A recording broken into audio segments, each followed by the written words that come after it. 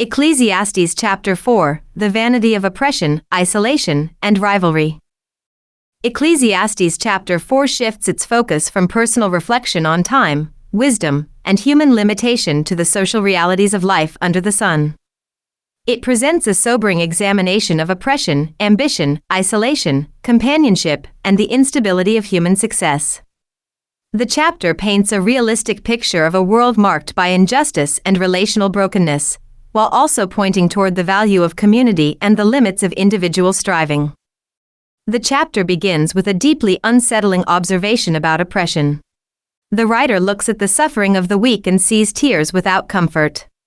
Those who are oppressed have no one to defend or console them, and power is often used to harm rather than protect. This leads to one of the strongest expressions of despair in the book, where the dead are considered better off than the living, and those who were never born are seen as better still. The severity of this language highlights the depth of suffering being described. Life, when viewed only from a human perspective, can appear overwhelmingly unjust and painful. This portrayal of injustice reflects the broader condition of a world affected by moral and spiritual brokenness. Human systems, even when intended to provide fairness, often fail to do so. The absence of a comforter in this context underscores a deeper human need for divine presence and care, especially in the face of suffering that seems unresolved within earthly structures. The chapter then turns to the subject of labor and ambition. The writer observes that much of human effort is driven not by purpose or necessity alone, but by rivalry and envy. People work hard, not simply to provide or build, but to outdo one another. This creates a cycle of striving that is never fully satisfying. In contrast, two extremes are presented: the fool who refuses to work at all and destroys himself through laziness, and the overworked individual driven by comparison and competition. Neither path leads to peace. Instead, the writer concludes that a quiet, content life is better than exhausting labor fueled by restless ambition. The underlying message is that when work is detached from contentment and meaning, it becomes another form of emptiness. From there, the focus shifts to isolation. The writer describes a person who labors endlessly without companionship or close relationships. Such a person accumulates wealth or success but never stops to consider the purpose behind it. The tragedy is not simply overwork, but loneliness, life lived without meaningful connection. This reflects a fundamental truth about human nature: people are not designed to exist in isolation. Life loses its fullness when it is reduced to individual achievement without relational grounding. In contrast, the chapter then presents one of the most well-known affirmations of companionship in Scripture. The value of walking alongside another person is emphasized through practical examples. Two people working together achieve more, can help each other when they fall, and provide warmth and protection in times of difficulty. The well-known statement that a threefold cord is not easily broken reinforces the strength found in unity. This idea extends beyond friendship or partnership alone, pointing to the deeper principle that life is strengthened through shared support and mutual care. Relationships are not secondary to human existence, they are central to it. The final section of the chapter reflects on the instability of human recognition and authority.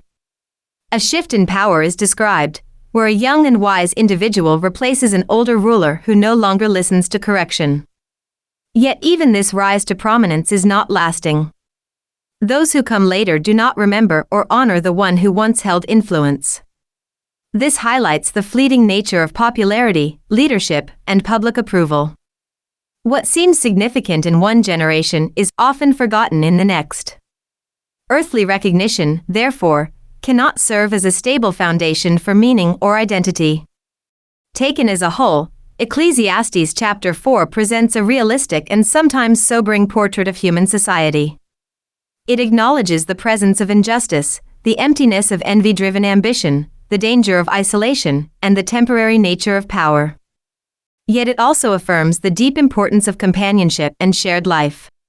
In doing so, it gently redirects the reader away from self-centered striving and toward a life shaped by relationship, humility, and awareness of human limitation. The chapter ultimately invites reflection on where true comfort, stability, and meaning can be found in a world marked by impermanence and brokenness. Chapter 4. Then I returned and considered all the oppression that is done under the sun. And look, the tears of the oppressed, but they have no comforter. On the side of their oppressors there is power, but they have no comforter. Therefore I praise the dead who were already dead, more than the living who are still alive. Yet better than both is he who has never existed, who has not seen the evil work that is done under the sun. Again I saw that for all toil and every skillful work a man is envied by his neighbors. This also is vanity and grasping for the wind. The fool folds his hands and consumes his own flesh. Better a handful with quietness than both hands full, together with toil and grasping for the wind. Then I returned, and I saw vanity under the sun. There is one alone without companion. He has neither son nor brother, yet there is no end to all his labors, nor is his eye satisfied with riches. But he never asks, "For whom do I toil and deprive myself of good?" This also is vanity and a grave misfortune. Two are better than one, because they have a good reward for the labor. For if they fall, one will lift up his companion. But woe to him who is alone when he falls, for he has no one to help him up. Again, if two lie down together, they will keep warm. But how can one be warm alone?